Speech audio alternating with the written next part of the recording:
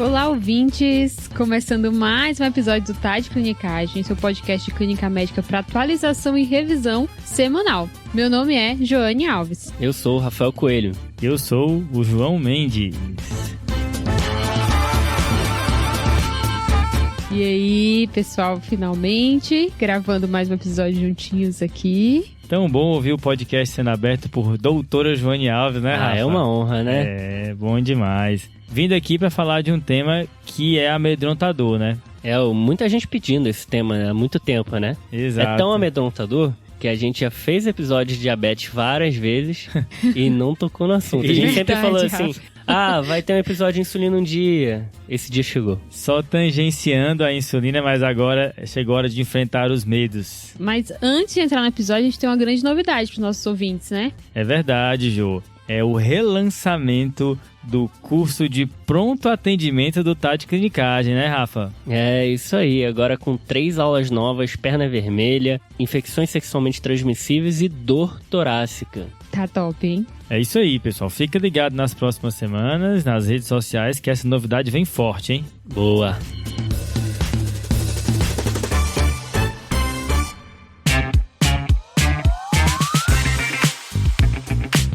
E, Jô, como é que a gente vai dividir esse episódio, hein? Fala pros ouvintes aí. Serão 3 clinicagens, João. Manda bala. Quando indicar insulina, né, pro nosso paciente. Como começar aí como titular. Beleza. E a terceira é, comecei, não cheguei no meu alvo, como é que eu vou ajustar? Beleza, Jô. E aí no final a gente vai dar umas dicas de como manejar no SUS, que tem algumas particularidades e coisas boas, hein?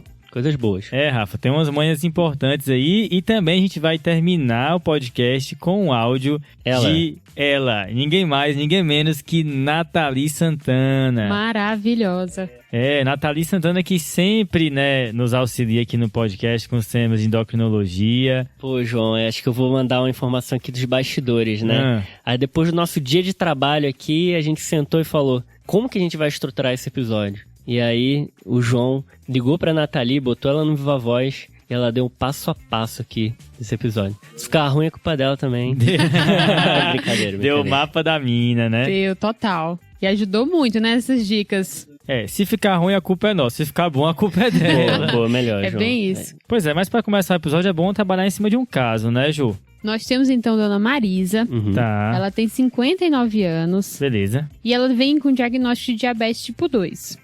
Ela fala que esse diagnóstico já tem uns 10 anos. Atualmente ela está em uso de metformina e gliclazida em dose máxima. Beleza. Quando questionada, ela nega poliúria, polidipsia, polifagia. E ela traz já como exame complementar uma hemoglobina glicada de 10,1. Tá, beleza, entendi. E aí, o que é que nós vamos fazer com ela? Esse 10.1 foi de propósito aí, né? É, já senti a maldade, hein, especial. João? É, Dona Marisa, a gente tem umas coisas pra conversar aqui, né? Importantes. Mas aqui é um cenário que não é raro da gente encontrar, especialmente no SUS, né? O paciente que está com dose máxima de metformina, dose máxima de uma sulfonilureia e o controle ainda está bem aquém do que a gente imagina, né? Exato. Acho que a primeira coisa que a gente pode falar é que diabetes mellitus tipo 2 é uma doença progressiva, né? Os estudos mostram isso, então não é incomum ao longo do tempo você ir precisando aumentar doses de remédios, acrescentar remédios e eventualmente começar a insulina, né? Exato. Então, isso não pode ser visto como um fracasso, uma falha no controle. É a natureza da doença, essa progressão. A gente tem que tomar muito cuidado com a maneira que a gente fala isso, né?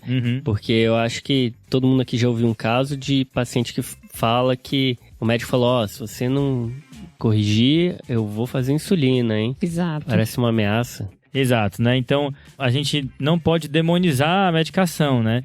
Usar ela justamente como o Rafa falou, que é uma ameaça. Faz parte da doença, em algum momento é comum os pacientes acabarem precisando da terapia insulínica. E a Dona Marisa tem aí uma das indicações, né, de utilização de insulina, que é quando você tem falha no controle com 2 ou 3 medicações, né? E a paciente está aí com hemoglobina glicada mais do que, com certeza, 2 pontos de hemoglobina glicada acima da meta, né? Então ela vai precisar de insulina de fato para tentar controlar esse nível de glicemia. Tá, João, então você está começando aí nossa primeira clinicagem, né? Exatamente, João, que são as indicações de início da terapia insulínica no paciente com diabetes mellitus tipo 2 no ambulatório.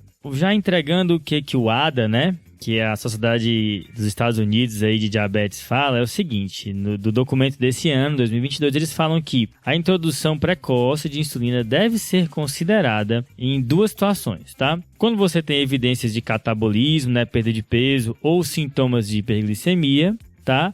E a segunda é quando você tem uma hiperglicemia muito marcante, né? Uma hemoglobina glicada maior do que 10% ou um nível de glicemia maior do que 300, tá? Isso é a opinião de especialista, tá? Essa recomendação.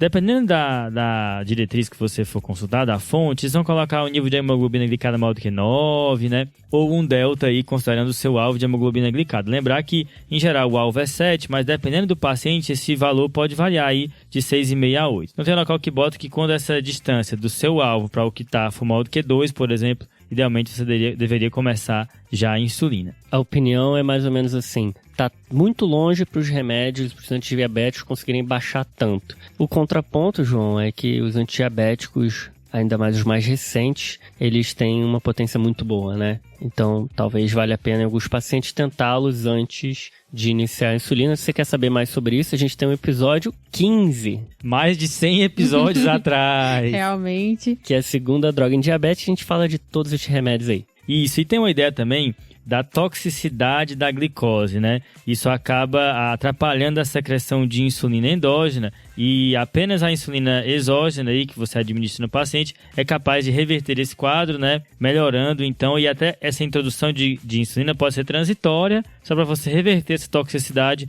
e depois os remédios tomarem conta. Existe essa ideia também. Usa a insulina um tempinho, o paciente fica ok, depois volta para os antidiabéticos. Exatamente. Então, resumindo, tem mais ou menos 3 indicações mais importantes de iniciar a insulinoterapia.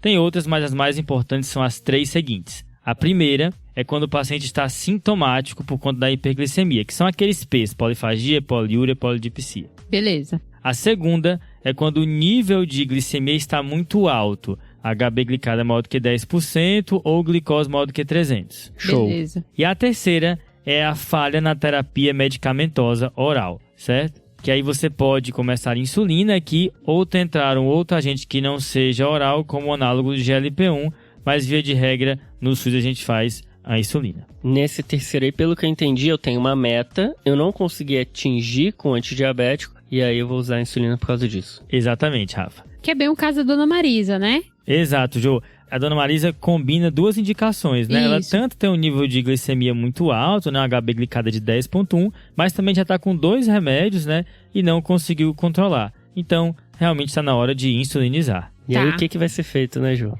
Acho que agora insulina é um grande grupo, né, João? Então, o que a gente tem aí disponível como opção pra gente fazer pra ela? Beleza, João. Agora, assim, a gente tem que dividir primeiro as insulinas em 2 grupos, né? As insulinas prandiais, né, que são mais rápidas para as refeições, e as insulinas basais, que são insulinas mais lentas, tá?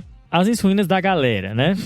Que no caso da prandial é a regular, que é uma insulina rápida, pero no mucho, né? Porque ela demora uns 30 minutos aí para fazer efeito e passa aí 1h30 até 3h30 para atingir o seu pico e durando umas 8 horas. Mas tem outras insulinas rápidas que são rápidas de verdade. Elas começam a agir em 15 a 30 minutos, o pico é em 1 a 3 horas e em 4 a 6 horas já pararam de fazer efeito, certo? Então o paciente tem mais comodidade de poder aplicar e já comer, enquanto que a insulina regular ele tem que dar uns 30 minutos antes e depois comer, beleza? Isso é importante, né? Para deixar bem orientado para o paciente. Tem essa facilidade com essas ultra rápidas, né? Aí as ultras rápidas é Lispro, Asparte, são esses nomes aí que parecem nome de Pokémon, né? Isso aí, João. Então essas rápidas aí a gente tem 3, Asparte, Lispro, Glulizina. Vou falar o nome comercial sem aqui qualquer conflito de interesse. Que o pessoal fala muito na prática o nome comercial, fala demais, né? E aí confunde, né?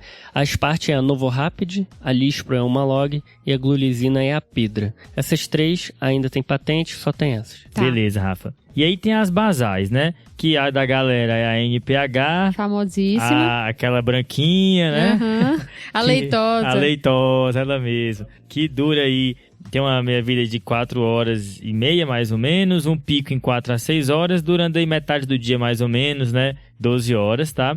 Mas tem as lentas de verdade. Que no caso a DTMI, que ela faz um pico aí que é menor do que a NPH, um pico mais tardio, e dura menos que 24 horas, mas dura bastante tempo do dia. Tem até estudo falando que precisa de 2 doses, né? Exato. Você deveria fazer uma vez por dia. Isso, Rafa. E tem a glargina e a degludeca, que aí essas não fazem pico e duram aí 24 horas ou até mais, beleza? Beleza. A glargina, que é a Lantus, mas essa aí já quebrou a patente, tem várias marcas. Tem até em alguns lugares no SUS, a Nathalie falou pra gente que tem no Sergipe. A Detemir é a Levemir e a Degludec é a Tresiba. Beleza. E João, vem cá, naquele episódio 15 a gente falou muito sobre drogas e desfechos cardiovasculares. Como é que fica a insulina nessa parada aí? Pois é, Rafa. E aí a gente volta então para o estudo UKPDS, um estudo britânico. Famoso, esse é famoso. Estudo britânico, e que nesse estudo a terapia insulínica de fato foi capaz de mudar desfecho microvascular. Porém, os desfechos macrovasculares não foram alterados pela terapia insulínica, né? O que é uma frustração, né, pra gente, uma vez que é uma terapia que consegue baixar os níveis de hemoglobina glicada, mas esses grandes desfechos continuam acontecendo. Ainda bem que a gente hoje tem medicações que de fato conseguem alterar esses desfechos importantes. Mas de uma maneira geral é isso. Quando você começa a terapia insulínica e controla a HB glicada, você diminui o desfecho microvascular sem alterar desfecho macrovascular. E 2 coisas acontecem mais que é importante marcar. Acontece mais hipoglicemia quando você começa a insulina e acontece ganho de peso também. Então, os efeitos colaterais mais importantes são esses 2, hipoglicemia e ganho de peso. Beleza, João. E os desfechos entre os tipos de insulina, né, João? Também não tem diferença, Rafa. Boa pergunta. Entre os tipos de insulina, seja entre rápida e lenta, e seja nesses grupos entre si, não tem diferença também de desfecho entre as insulinas, exceto hipoglicemia, que nessas insulinas mais novas, né, parece ocorrer menos hipoglicemia nesses pacientes. Então, a vantagem de você tentar fazer uma insulina nova é menos hipoglicemia. Exato. Você não coloca uma insulina nova pensando no melhor controle, mas sim em reduzir eventos de hipoglicemia. A grande desvantagem é o custo, mas a Nathalie já trouxe uma boa notícia pra gente que vai ficar pro final do episódio. E aí só uma coisa sobre hipoglicemia, né? Tem que sempre mencionar o risco de hipoglicemia nas consultas com o paciente, orientá-lo caso isso ocorra e perguntar se isso ocorreu, certo? Idealmente você pode até fornecer um material por escrito para ele e os familiares saberem como proceder nessa situação, beleza?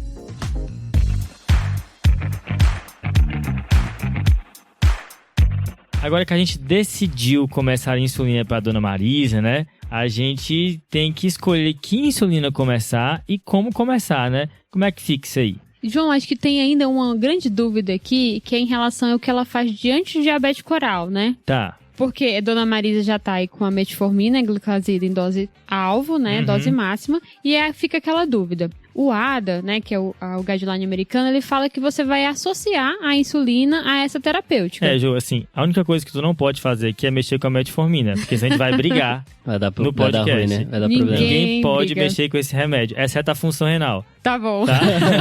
Aí a gente respeita, né? Exato. E também a dipirona, eu sei que ninguém mexe. Ninguém mexe com dipirona. É legal só reforçar que quando a gente titula a dose, é o momento de a gente retirar a sulfonilureia, porque aí já não tem benefício a gente manter um secretagogo, já que a gente tá dando a insulina pro paciente. Beleza, Ju. Mas a metformina fica lá. A metformina fica. Não mexa com ela. Tá bom. Então, a gente vai associar, claro que, como vocês já falaram, se existe disponibilidade, né, da paciente ou do nosso serviço de fornecer um outro antidiabético oral, é uma boa opção, mas aqui na nossa realidade de SUS, que ainda é pouco disponível, vamos para a insulina. E como a gente vai começar? Então, a escolha é uma insulina basal. E o horário ideal para você começar, que é o horário que se fala lá no ADA e também o UpToDate, é à noite, né? Aquele horário antes de dormir, que é o bedtime. Tá. E aí, qual é a dose? 10 unidades ou 0,1 a 0,2 unidades por quilo. E esse é um esquema cômodo, né? Porque o paciente, antes de dormir, tá ali em casa, aplica a insulina. E de manhã ele vai monitorizar a glicemia do jejum, né? Não precisa levar a insulina pro trabalho, nem nada, né? Exato. Esse paciente aí que você falou 0,1 a 0,2 unidades por quilo, se tiver 50 quilos, vai fazer em torno de 5 a 10 unidades, então. Isso, Rafa. Por outro lado, se o paciente tiver 100 quilos, pode fazer de 10 a 20 unidades à noite. Então, é até uma diferença grande para iniciar. Talvez esse por quilo seja mais adequado, né? Isso, e aí ele dá essa opção de você fazer essas doses mais fechadas, né? Ou você ficar nesse valor de 0,1 a 0,2. Beleza. Os dois são adequados. E aí, como é que eu vou titular, né? Que eu vou comecei, a dona Marisa vai começar agora a sair da consulta com essa receita para começar no mesmo dia à noite. Uhum. E aí, a dúvida agora é como eu vou seguir e chegar na dose-alvo, certo? Beleza, vamos supor que a dona Marisa tem, Jô, uns 80 quilos, tá? Tá. Então vai dar aí algo entre 8 a 16 unidades. Para ser redondo e tal, vamos começar com 10. Tá. Ela vai já hoje pegar aí a leitosa, dar 10 tá unidades às 10 da noite, né? Isso. Beleza? E de manhã, em jejum, ela vai dosar uma glicemia ali de jejum. Então, João, agora a gente vai fazer o seguinte. A gente já sabe que precisa ter essa glicemia para poder orientar a nossa correção, né? Nosso ajuste. O ideal é que a glicemia em jejum esteja entre 80 e 130. Beleza. As referências vão variar um pouco, mas usando o ADA é esse o valor de corte. Uhum. O ADA também orienta que a titulação da dose da insulina basal, que aqui a gente está falando da NPH, é de aumentar 2 unidades a cada 3 a 5 dias. Tá. E aí faz um sentido, assim, ter esse período, porque tem toda uma adaptação do paciente, tem um momento que ele vai também aprender, né, sobre o uso daquela medicação, sobre os efeitos também que ela vai ter diretamente. Então, ele fala nesse aumento, e esse aumento, inclusive, pode ser até um pouco mais rápido, dependendo dos níveis de glicemia do seu paciente pela manhã. Tá. Então, se está muito fora da faixa, que ele fala aí acima de 250, a glicemia capilar de jejum, você pode fazer acréscimos de 4 unidades a cada 3 dias. Beleza, Jô. Acho que a ideia é ir avançando o esquema devagar, né? À medida em que a toxicidade pela glicose se resolve e o paciente vai entendendo como a medicação funciona e consegue administrar a insulina com segurança. Exato. Essa ideia aí de você ajustar a cada 3 dias é bem interessante, né? Mas talvez não seja a realidade de todo mundo. Se você tá numa UBS, num posto de saúde, como é que você vai marcar uma consulta a cada 3 dias, né? Será que você consegue, né? É um gargalo, né?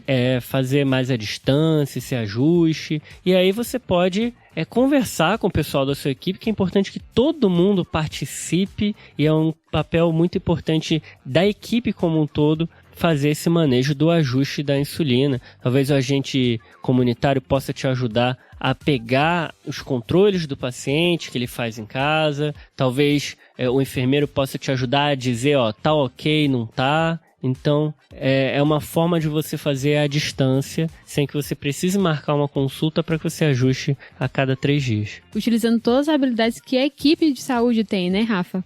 Perfeito, Jô. E tem até trabalho com aplicativo ajudando a titular a insulina do paciente, tá? Top. E deu certo. Então, aplicativo e médico versus médico sozinho, o aplicativo foi melhor. Então, existe essa ideia aí de você ir titulando. Então, fazendo um exercício aqui da dona Marisa, ela tem 80 quilos, né? Como a gente falou, você começou 10 unidades. Aí você vai aumentando de 2 em 2 unidades a cada 3 a 5 dias. Vamos supor que no começo, os controles que ela traz estão em torno de 200 de glicemia, né? Tá. No jejum. Aí você vai aumentando e quando você chega em 28 unidades de insulina NPH, bedtime aí, antes de dormir, ela tá com as glicemias em jejum em torno de 110. Tá. Que é aquele intervalo que você falou, entre 80 e 130, né? Aí o que é que eu faço a partir de então? Aqui o importante, a gente já chegou, né, na nossa dose alvo, que a gente conseguiu um bom controle glicêmico da nossa paciente e ela só vai precisar voltar em 3 meses com a nova hemoglobina glicada pra gente fazer o controle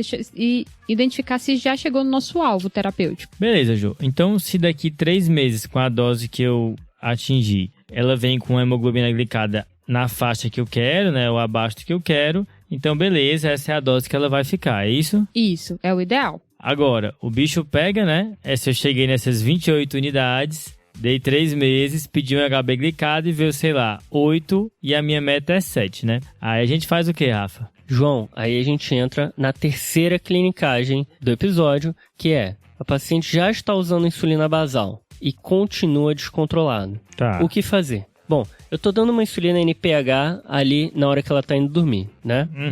E eu meço no jejum, a hora que ela acorda. Beleza. Esse horário, teoricamente, tá ok, tá bem controlado. Então, no resto do dia, eu devo estar tendo algum momento de hiperglicemia. Para justificar essa HB glicada elevada, né? Isso. Existem várias formas de se fazer isso, mas, por exemplo, a ADA e o UpToDate colocam pra gente iniciar dosando as glicemias antes das refeições e antes de dormir. Ou seja, o paciente vai ficar com 4 dosagens no dia. Ele já está com o jejum, né? Sim, que está controlado. Beleza, ele vai então dosar uma glicemia antes do almoço, uma glicemia antes do jantar e uma antes de dormir, fazendo essas 4 que você falou. Perfeito. E a ideia aqui é a gente olhar a que tiver mais alta e começar a insulina rápida naquele horário. Beleza, então vamos lá. Se a minha pior glicemia, a que está mais alterada, é a antes do almoço, o que eu faço?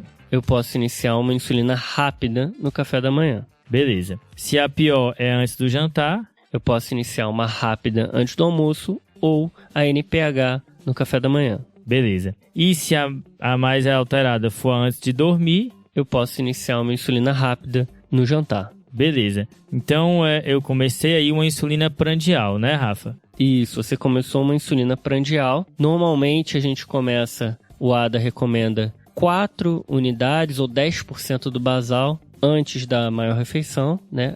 Ou antes dessa que estiver mais descontrolada. E a gente vai titulando, aumentar a dose em 1 a 2 unidades. E aí a gente pode fazer esse controle 2 vezes por semana. É isso que o ADA sugere. Baseado na glicemia referente àquela refeição, né? Isso. Beleza. Quando o paciente começa a usar uma insulina numa refeição rápida, é ideal que a gente meça pós-refeição para ver se está tendo controle ou não. E aí o alvo seria até 180 mg por decilitro. Beleza, ali 2 horas após a refeição, mais ou menos, né? Beleza. Outra coisa que dá para fazer aqui, João, como a NPH não tem uma meia-vida que dura o dia inteiro, uma opção é colocar ela para 2 tomadas ao dia. Aí como é que a gente faz? Aí para converter a gente usa 80% da dose atual e deixa 2/3 de manhã e 1/3 à noite. Esse é um esquema que fica um tipo de insulina só, né? Então se existe algum receio que o automanejo do paciente seja mais prejudicado e tudo, você pode aí usar esse esquema que ele usa a mesma insulina e talvez seja mais simples dele manejar isso daí. Mas existe uma ressalva que é o seguinte: se você passar de meia unidade por quilo no dia para manter a glicada no alvo, talvez seja necessário mesmo deixar doses nas refeições prandiais. Pode ser basal demais, né? Isso. Talvez está insistindo demais na basal e tem uma questão de que o efeito da basal é linear, mas quando chega aí nesse 0,5, você já perde, não tem mais tanto efeito para controlar a HB glicada, né? É isso, e você ainda corre o risco de ter hipoglicemias, né? Nos momentos em que o paciente não se alimenta. Beleza. E aí, cara, se você nesse meio caminho aí de estar ajustando a insulina, perceber que ele está usando a NPH em um horário próximo da regular, tá precisando da regular de manhã, né? Tá. Dá para fazer em uma picada só. Você mistura e facilita a administração. Inclusive tem um post, né, no nosso Instagram mostrando de como é possível fazer essa mistura de insulina, que foi da nossa colaboradora Raíssa, né? Boa. Verdade, Ju. Confere lá, pessoal.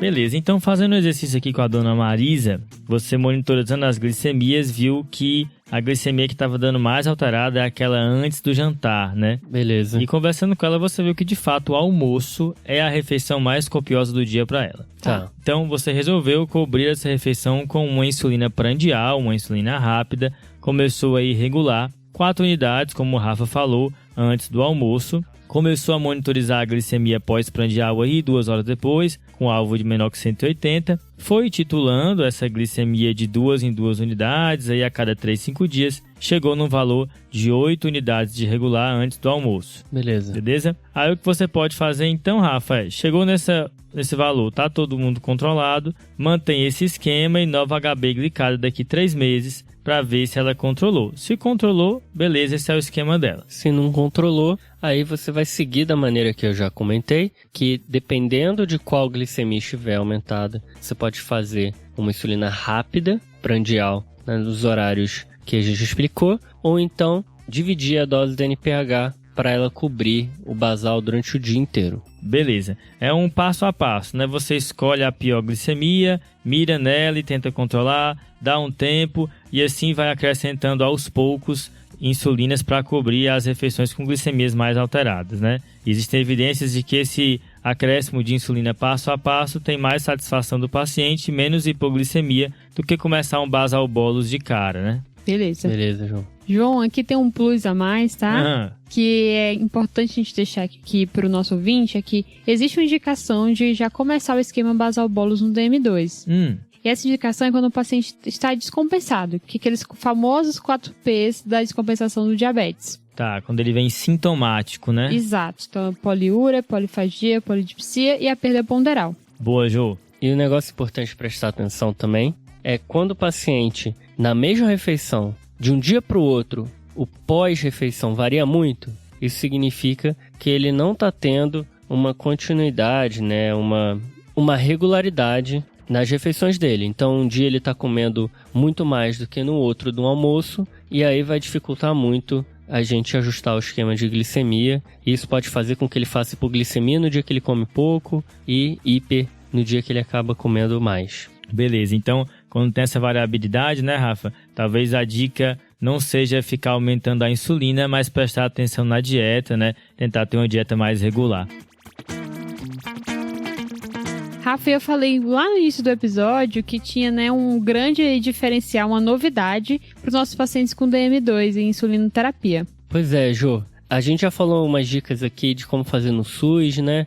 De como ajustar a glicemia no dia a dia. E o que a gente está trazendo aqui hoje para o ouvinte é uma dica que a própria Nathalie deu. Não sei se isso é de conhecimento de todo mundo, mas agora as canetas de insulina estão disponíveis no posto de saúde. Isso é massa, hein? Muito bom. O site chama canetadasaude.com.br, se vocês quiserem entrar para dar uma olhadinha. Vale a pena. Vale a pena, né? É basicamente isso. Os pacientes conseguem agora de graça NPH irregular em apresentação de caneta. Tá, e tem só os critérios de elegibilidade, né? Que é maior que 50 anos ou menor de 18, né? Ou até 18. É 18, 19, aquele menor ou igual, né? Que na prova confunde. Aqui é 19 anos, até 19 anos e 50 anos ou mais. O que engloba boa parte dos pacientes com diabetes, né? Exato. Isso é bem legal, né? Pra gente que acompanhou aqueles vídeos que viralizaram nos últimos meses, né? De gente lá nos Estados Unidos falando que não consegue comprar. Isso é um motivo de muito orgulho.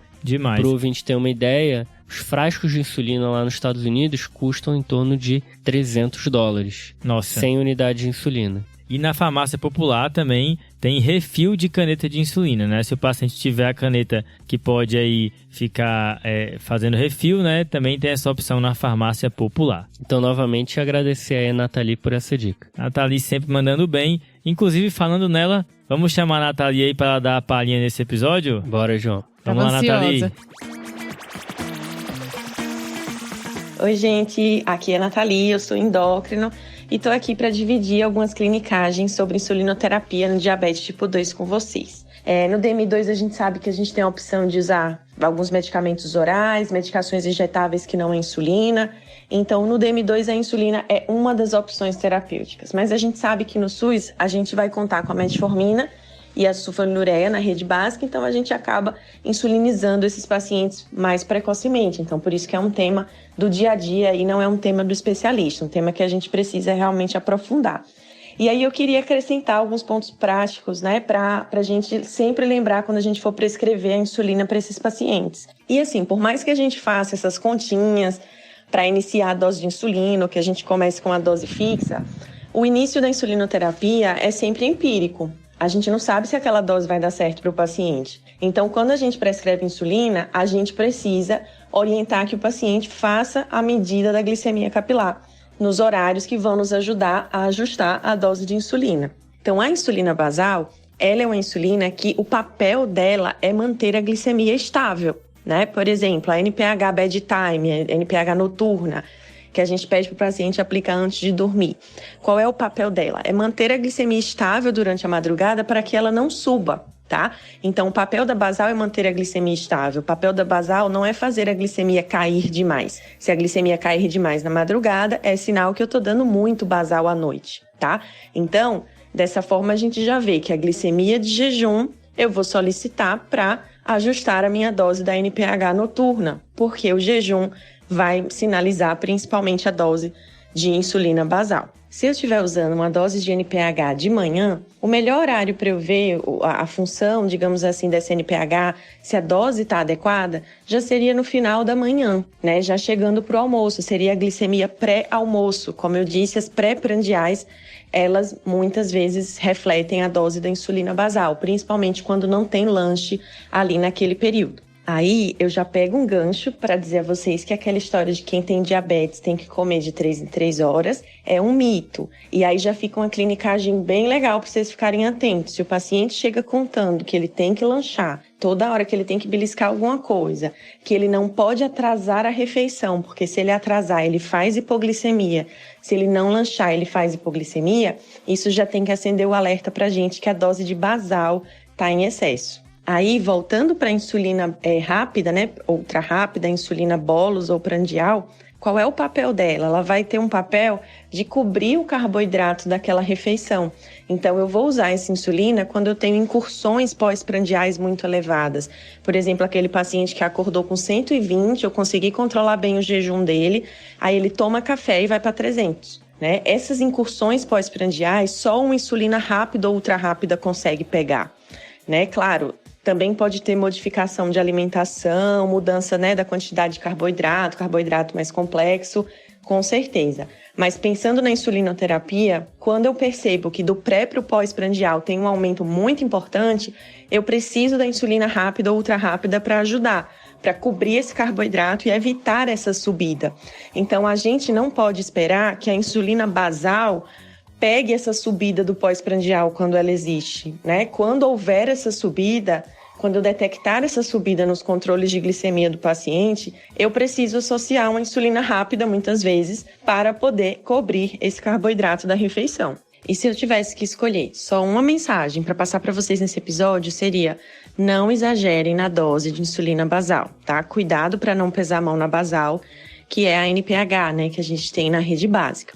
Porque o excesso de basal pode gerar hipoglicemias, que são complicações, né, agudas potencialmente graves, e também pode gerar ganho de peso. Além disso, o paciente, quando ele está muitas vezes com excesso de basal e ele percebe que começa a ter hipoglicemia, ele pode suspender a insulina. Isso pode gerar omissão de doses, né? O paciente não aplica com medo de hipo. E aí ele passa a aplicar só quando a glicemia está alta. E a gente sabe que o papel da basal não é corrigir glicemia, então aplicar a basal só quando a glicemia sobe não vai resolver. Mas muitas vezes o paciente, por ter passado mal de madrugada, ter tido hipo, no outro dia ele fica com medo de aplicar.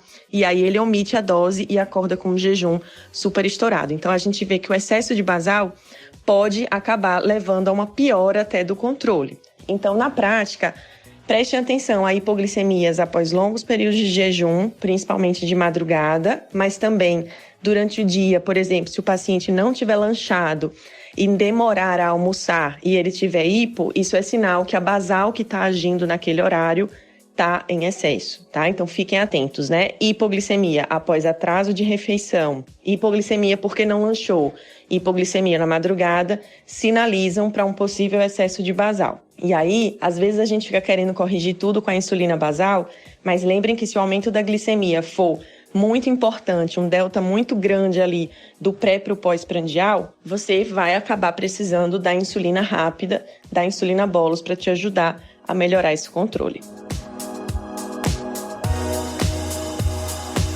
Valeu, Nathalie. Obrigada, Nathalie. Nathalie sempre brilhando, né? E, pessoal, vamos então fazer um resumo do episódio agora? Passar a régua. Partiu. Boa. Clinicagem número 1. Quando indicar a insulina, tem basicamente 3 indicações principais. Paciente que está com hiperglicemia sintomática, lembra dos P's. Quando o seu alvo de glicemia está muito longe do que o paciente tem, por exemplo, um HB glicada maior do que 10. Ou quando tem falha na terapia medicamentosa, né? Então vai ter que começar a insulina aí. Lembrando que ela diminui o desfecho microvascular, mas aumenta a chance de hipoglicemia e ganho de peso. Clinicagem número 2. Como começar e como titular sua insulina basal. Nós vamos começar 10 unidades ou 0,1 a 0,2 unidades por quilo de insulina basal. Beleza. E nós vamos titular, né, aumentar 2 unidades a cada 3 dias, dependendo do valor que você tem da sua glicemia capilar, que é a sua glicemia basal. Tá, aquela de jejum entre 80 a 130, né, que eu quero. Exatamente. Cheguei no valor que eu quero, tá entre 80 e 130, eu vou manter a dose que eu cheguei e vou repetir a glicada em 3 meses. Beleza, Jô. E a terceira, Rafa? Se tiver essa glicada aí da Jo ainda alterada, eu vou ter que procurar qual é o momento do dia que o paciente está fazendo hiperglicemia. Eu vou passar a dosar além da glicemia de jejum, no almoço, no jantar e antes de dormir. Procurando um momento em que ela estiver mais alta, eu vou fazer uma insulina para baixar naquele momento. Começo 4 unidades por dia ou 10% da dose do basal. Fechou? Fechou, né? Fechou. Insulina aí que bota medo em muita gente, inclusive na gente, né, pessoal? Demais, difícil, né? A diretriz é um pouco aberta, né, João? Isso. Um pouco aberta Você tá sendo boazinha. Rafa tá chateado. Não, assim, uma diretriz que bota é online e bota uma tabela deitada, cara, você vai virar o computador de lado, aí no celular você bota aquele pra virar de lado assim, e aí você vira de lado o celular, a tabela fica de pé. Então assim, não dá, não tem como. O Rafa tá revoltado.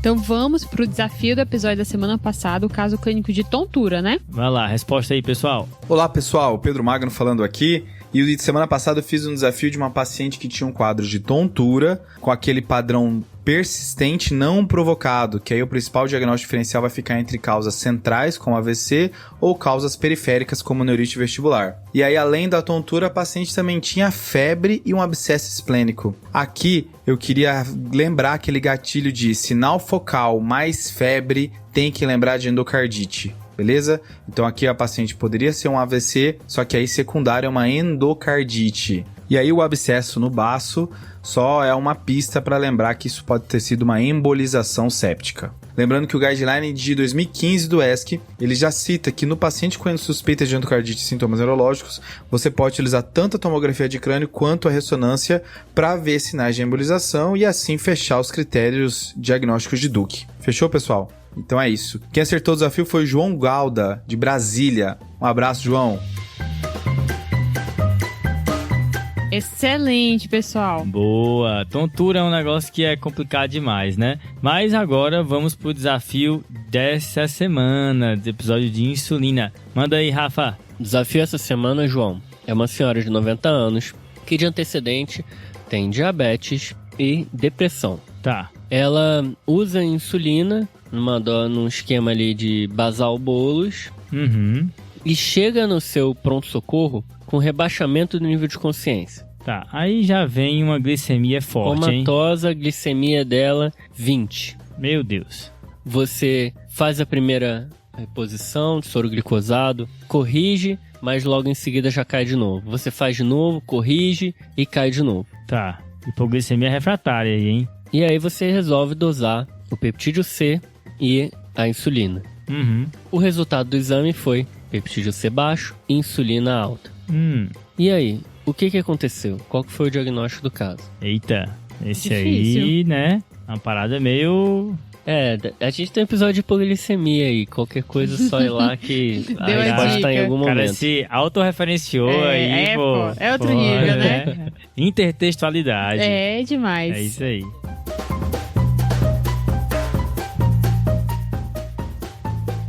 Vamos pro salve, pessoal? Bora, Jô. Então, meu salve, ele é internacional, tá? Eita. Vai pro Eric da Costa Oliveira, que estudou na Universidade Adventista Del Plata, passou no Revalida em 2020, começou a dar plantão agora em janeiro de 2021, Top. lá de Guarulhos. Um abraço, Eric. Muito obrigado pela audiência, hein? Valeu, Salve. Eric. E o meu salve vai pra Laís Mello. A Laís Mello ficou toda feliz que ela acertou um daqueles desafios de quarta-feira, né? Os Tá. enigmas que a gente joga no story do Instagram. Pedro se diverte, né? Ah, se diverte. A gente fala que o Fred tem brisada, mas o Pedro também tem. E muita. E se tem. Ela é da Universidade do Estado da Bahia. Então um salve aí pra Laís Mello e toda a galera da Bahia. Valeu demais, um abraço. O meu salve vai pro Marcelo Costa Curta. E ele mandou um mega texto e agradecendo o nosso papel do TDC na formação dele. Opa! Ele formou lá em Jundiaí e conta que a gente ajudou no 5º ano, nos plantões, assim, que ele se formou. Inclusive, ele ficou muito, assim... Foi uma situação difícil pra ele decidir não fazer residência de clínica na escola. Mas ele tá feliz, ele sabe que a gente vai estar perto dele sempre que a gente puder. A gente vai poder trazer um pouquinho mais desse conhecimento e ajudá-lo. Foi um textão legal, foi emocionante. Testemunho. Essa foi das antigas, né? Bom demais. É um privilégio pra gente poder ajudar de alguma maneira os ouvintes. Um abraço, Marcelo. Não acredita muito no que a gente fala não, Marcelo.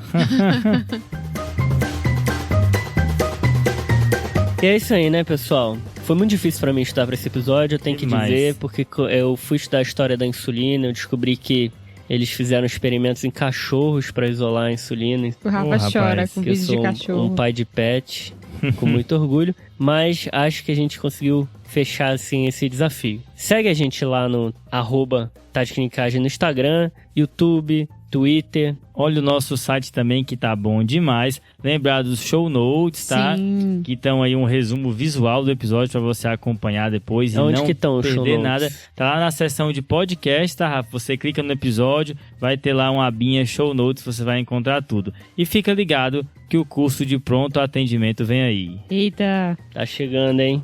É isso aí, fechou? Falou. Falou.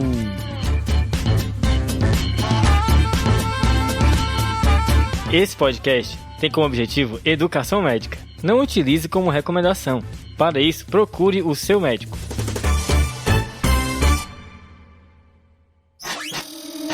Essa é uma produção do Bicho de Goiaba.